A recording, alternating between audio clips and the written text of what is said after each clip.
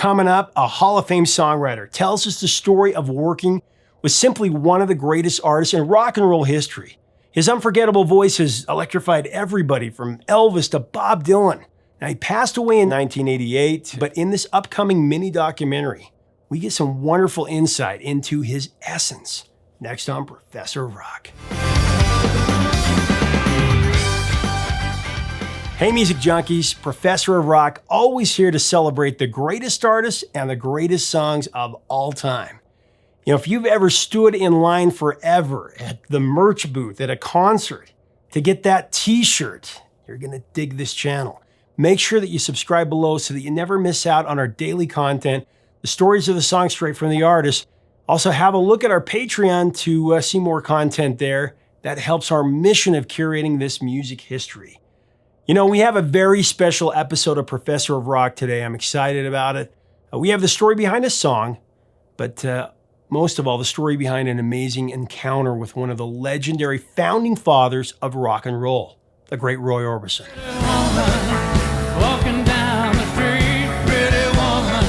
Roy has one of the greatest voices ever recorded.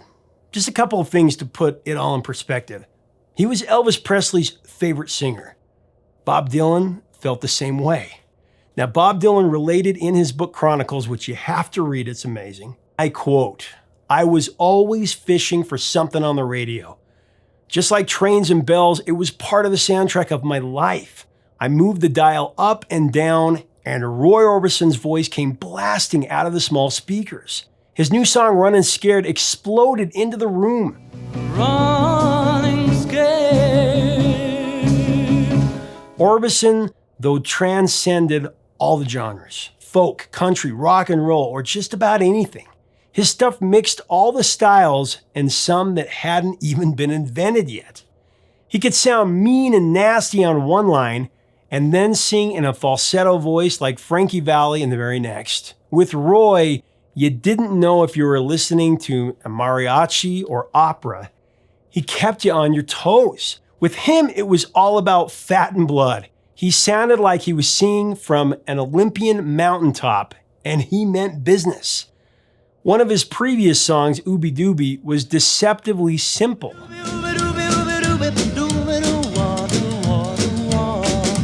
But Roy had progressed. He was now singing his compositions in 3 or 4 octaves that made you want to drive your car over a cliff. He sang like a professional criminal. Typically, he'd start out in some low, barely audible range, stay there a while, and then astonishingly slip into histrionics. His voice could jar a corpse, always leave you muttering to yourself something like, "Man, I don't believe it." His songs had songs within songs. They shifted from major to minor key without any logic. Orbison was deadly serious. No pollywog and no fledgling juvenile.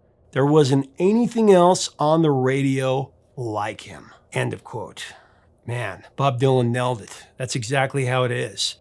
Bob also related that when he was in the Traveling Wilburys with Roy and several other legends, including Beatle George Harrison, Tom Petty, and Jeff Lynne of ELO, that whenever Roy Orbison was recording his vocal parts, everybody, and I mean everybody, would stop everything they were doing and just watch in bewilderment at the beauty of his perfect voice. I'm so tired of being lonely. My dad taught me about Roy Orbison and his music when I was really young. He told me that he had the voice of an angel and that whenever one of Roy's songs came on, wherever you were at, you had to drop everything. You had to give your proper respects. And he was completely serious about it, I might add. And I've taken that advice from my dad and I've passed it down to my own kids. Remember a few months ago, I was driving with my wife and kids to a restaurant. We hadn't eaten all day. We were starving. Crying came on the radio. Alone and crying. And as we pulled into the parking lot, it barely started. And we all just sat in the car until the last note played. I told my kids, you are never going to hear a more beautiful voice than Roy Orbison. I mean, I've never been able to get through crying without doing just that. His voice just leaves you speechless. Crying over you. I had the opportunity to talk with Songwriter's Hall of Fame inductee Billy Steinberg, who's co-written 5 #1 hits, including Like a Virgin by Madonna, So Emotional by Whitney Houston, I'll Stand By You for the Pretenders, I'll stand by you, Alone for Heart, True Colors by Cyndi Lauper, and Eternal Flame for the Bangles, and that's just to name a few.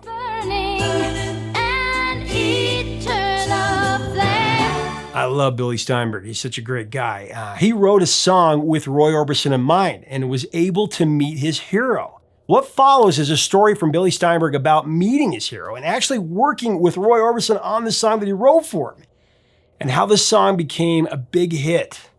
It's such a joyous story. It's one of my favorites from all the interviews that I've done, all my experience of curating this project. It gives you a look into Roy Orbison, the man. As we go into this interview, I do want to thank our sponsor, Zenni Eyewear, who helps to make this possible.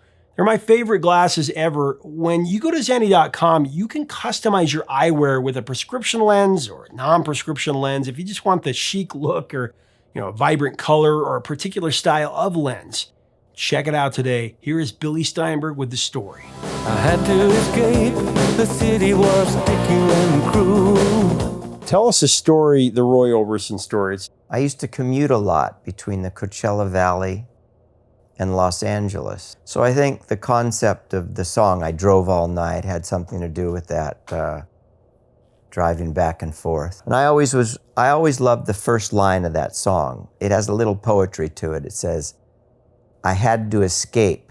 The city was sticky and cruel. And I think a lot of people, when they hear it, they may not hear that, but I thought, the city was sticky and cruel was kind of a nice way to start a song. So Tom and I wrote I Drove All Night, absolutely in our homage to Roy Orbison style. Like the pre-chorus in I Drove All Night, taste your sweet kisses, your arms open wide. That's a quotation from Running Scared by Roy Orbison. Very similar. Very In Dreams. Yeah. So we wrote I Drove All Night, and we made a demo of it with Tom singing. And we would laugh every time in the chorus when it would go, because Tom would sing it in his Roy Orbison impersonation, and we'd always just laugh. And at the time, I loved the band Cock Robin, and we knew Jay Landers. He at the time managed Cock Robin. And the lead singer and songwriter for Cock Robin was a guy called Peter Kingsbury. He was from Texas, like Roy Orbison. He had this big voice like Roy Orbison. 'Cause when your heart is free. They were on Columbia Records. I thought, wow, let's get Cock Robin to do this song. So Tom and I got together with Peter Kingsbury and we played it for him, and he goes, great song, guys, but I write my own songs. Like he had no interest whatsoever covering a song. So that sort of went away. And then Tom and I went to a supper club in Orange County to hear Roy Orbison perform. It was one of those times in a legendary career where a guy was really off the map, unappreciated and forgotten. Roy didn't have a record deal, and he would play these sort of dinner clubs, and people who were teenagers during the 50s and early 60s would go to hear him. We kind of braced ourselves, the vocals on Roy Orbison records are insane. Oh, yeah.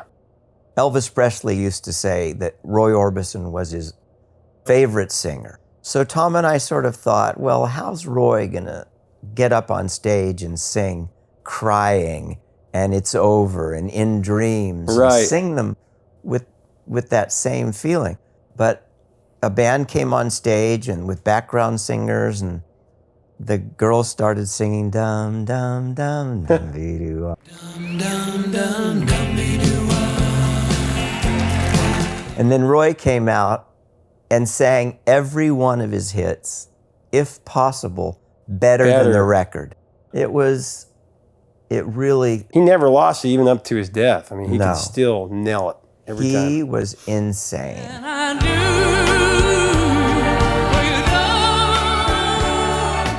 So after the concert, we went to a trailer. He had a little trailer outside in the parking lot of the restaurant.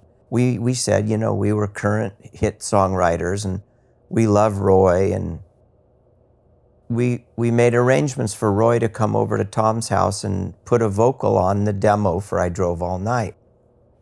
He come driving up in a red Ferrari. Yeah, he came driving up in a red Ferrari, and he came in the house and he was so soft-spoken and so genteel, such a lovely guy. This was the first time I had ever worked with one of my childhood heroes. Yeah. And he told us the story of how he wrote Pretty Woman and the guitar riff for it. Pretty woman, won't you pardon me? Roy, your music means so much to me. I'm such a big fan. And he just said, in his soft-spoken Texas drawl, he just said, and I'm a big fan of yours too. And he said it so sincerely. So you had to love the guy. So, he recorded some vocals on I Drove All Night, but what was it essentially? He was an unsigned artist, and this was a song that nobody at that point really wanted. It was before his comeback. Yeah. So anyway, Cyndi Lauper had a big hit with True Colors, and so that was a good introduction to her. And Tom and I were invited to go to New York to co-write with Cyndi. And we took with us I Drove All Night. And we played it for her, and she immediately said, I'm going to cut that song. So we didn't even tell her that Roy had done a demo of the song, because it wasn't really meaningful. I mean, it was meaningful to us, but it wasn't meaningful on a career level because no one had ever heard Roy's version. So Cyndi cut it. Went to number 6. It was a big hit here in America. And then Celine Dion, of course, covered it. It was on the Chrysler ads, and hers was number 1 in quite a few different countries, Belgium and Sweden and Canada, of course. Can't leave out Canada. I like Celine's version. I think she did a great version of it. That was one of your top 40 hits on the country charts. Pen Monkey covered it, 36 on the country charts. You probably knew that, but Yeah, I knew it, but I don't think I heard it more than once. Well, I read somewhere that John Waite did it too, but he never released his version. Tell us the story about Roy when it finally came out, because he had recorded it and he had his big comeback. And boy, you really know all you've been through the drawers here.